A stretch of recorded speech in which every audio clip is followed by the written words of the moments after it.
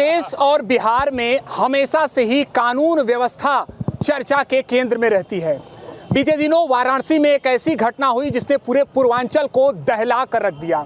वाराणसी के भदैनी क्षेत्र में एक ही परिवार के 4 सदस्यों की पहले हत्या कर दी गई और फिर उसके बाद जिस पर आरोप था उसका भी शव वाराणसी में ही बरामद हुआ। इसके बाद कहीं ना कहीं कानून व्यवस्था पर भी सवाल उठ रहे हैं। हालांकि इस मामले पर पुलिस का कहना है कि जल्द से जल्द इस मामले का खुलासा किया जाएगा। हमारे साथ जो बनारस के स्थानीय निवासी हैं वो जुड़े हैं, हम उनसे बात करने का प्रयास करेंगे और हम इनसे भी निवेदन करेंगे कि किसी दल विचारधारा से हट के निष्पक्ष होकर इस बात पर अपनी बात को रखेंगे कि क्या कानून व्यवस्था अभी हमारे प्रदेश में कायम है कि नहीं, जो सरकार द्वारा दावा किया जाता है उसमें कितना दम है। नित्यानंद जी हैं, बेबाक तरीके से अपनी बात रखते हैं। नित्यानंद जी, कल की घटना आपने सुनी होगी, क्या लगता है उसमें कहीं लॉ एंड ऑर्डर के ध्वस्त होने की भी बात कही जा रही है, उसमें भी सच्चाई है या फिर कहीं ना कहीं ये पारिवारिक मामला? देखिए, ध्वस्त वाली बात तो कुछ ज़्यादा है।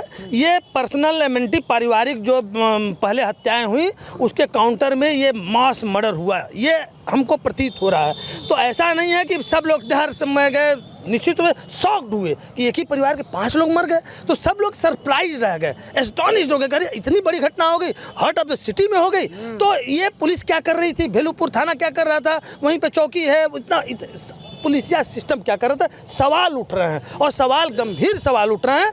निश्चित रूप से पुलिस के इकबाल पे एक प्रश्न चिन्ह लग रहा है। लेकिन अब इसके वजूहात पे यदि आप जब जाएंगे तो हम जो जज कर पाए, कल से जब ये समाचारों में फ्लैश कर रहे हैं, यदि जो राजेंद्र ने जो हत्याएं की थी, देखिए एक हत्या में एक चेन बन जाता है। आप एक अपने परिवार में किसी की हत्या की, उसके जब बच्चे बड़े हुए वो काउंटर तमाम माफिया में इसी प्रकार के जो बनारस में 80 के दशक में माफिया पनपे, वो पारिवारिक प्रतिद्वंदता के वजह से ही पनपे।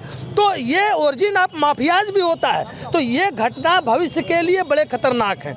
मतलब भविष्य में आपके इन्हीं परिवारों का कोई वारिस यदि बचा रह जाएगा तो हो सकता है और इससे भी बड़ा मॉस मर्डर कर दे या करा दे, क्योंकि पैसे की कमी उन परिवारों के पास नहीं है, वो हायर कर सकते हैं क्रिमिनल्स को। देखिए, आपको क्या लगता है ये जो घटना है इसे एक बनारसी किस दृष्टिकोण से देख रहा है? पूरे बनारस के लोग दुखी हैं और डर गए हैं। जो घटना कल का हुआ, इस घटने से पूरे बनारस के लोग डरे हुए हैं। आप ये बताइए, कल का घटना है, 5 परिवार को मार दिया गया, आप कह रहे हैं डरे नहीं है। ये गुंडा, जब सरकार के लोग कह रहे हैं कि पूरा गुंडा उत्तर प्रदेश छोड़ के भाग गए, तो रोज आ कहाँ से रहे हैं?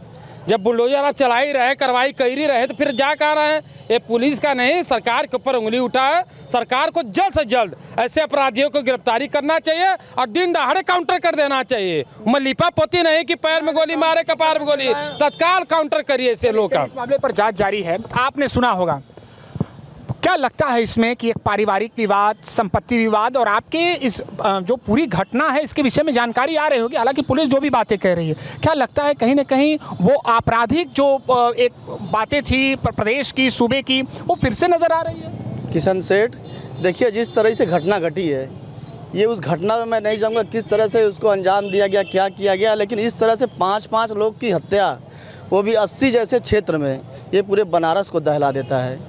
जहाँ पे एक तरफ हमारे प्रधानमंत्री सांसद हैं, मुख्यमंत्री जी का निरंतर दौरा रहता है, कमिश्नरेट है, LIU क्या कर रही थी अगर हत्याएं हुई तो? प्रशासन में यहाँ पे जो जिस तरह से कमिश्नर की व्यवस्था है उस पर सवालिया एक निशान जो उठने का काम हो रहा है। और बनारस की जनता में, वास्तविकता में, व्यापारियों में भी भय का माहौल है कि इस तरह से हत्या, वो भी जो है 80 जैसे क्षेत्र में होना, एक दिल दहला देने वाली घटना है। एक बात ये भी कहा जाता है कि आज भागम भाग भरे दौर में लोगों के अंदर धैर्य लोग खो रहे हैं, एक पहलू ये भी है। क्या लगता है कि कहीं ना कहीं इस बात का भी प्रभाव है घटना पे? बिल्कुल है। जनता की अपनी बहुत सारी समस्याएं हैं, जनता अपनी समस्या में उलझी हुई है। किसी को बगल में क्या हो रहा है इसका ध्यान देने की फुर्सत नहीं है।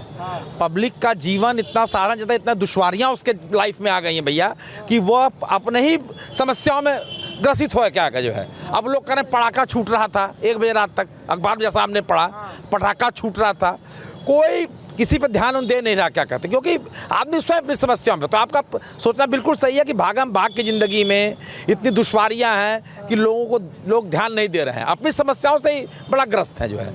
और इसी का फ़ायदा जो है वो असमझ तत्व उठाते ही जाए।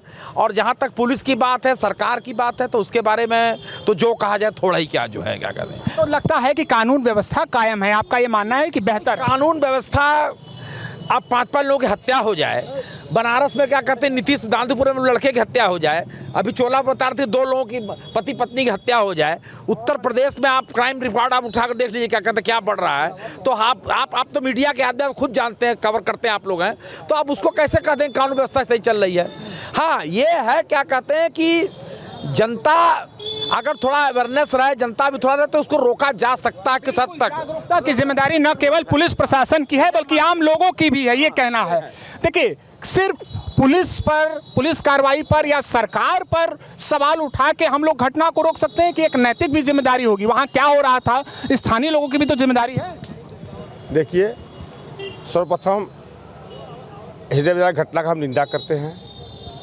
जो ये घटना घटी है समाचार पत्रों के माध्यम से जो भी सुना है सब मर्माहत हो गए हैं। और मुझे आश्चर्य हो रहा है, आश्चर्य इस मामले का हो रहा है कि टीवी हो, मीडिया हो, समाचार पत्र हो, चाहे कोई माध्यम, चाहे बड़ी बड़ी होर्डिंगों हो, ये जो बड़ी बड़ी होर्डिंगें लगती है सरकार की कि जीरो टॉलरेंस, और जो हनक दिखाते हैं कि अपराधी पूरा उत्तर प्रदेश छोड़ के चले गए हैं।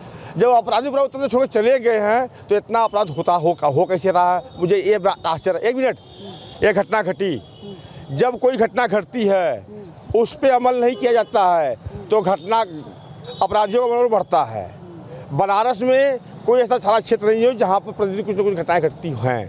अभी इसके पहले चोलापुर थाना क्षेत्र में पति पत्नी की हत्या हुई, पुलिस गई, हम पहुँच गए हैं, बरामद कर देंगे। इसके बाद रामराज में भारतीय जनता पार्टी की सरकार में बैठौली दुर्गा माता जी की प्राचीन मंदिर है, उस मंदिर से लाखों रुपए का सामान चोरी हुआ, आज तक चोर नहीं पकड़ा है।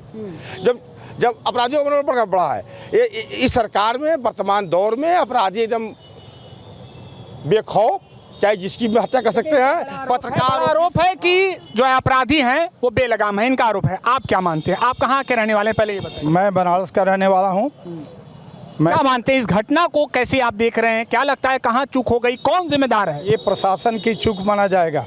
ये पंच हत्याकांड जो हुआ है बनारस में, ये उत्तर प्रदेश सरकार और केंद्र सरकार के लिए चुनौती है। हम इस घटना की घोर निंदा भी करते हैं और प्रशासन से ये मांग करते हैं कि इसका जल्द से जल्द पर्दाफाश किया जाए, जल्द से जल्द इस घटना का पर्दाफाश किया जाए। यही है बनारस के लोगों की मांग।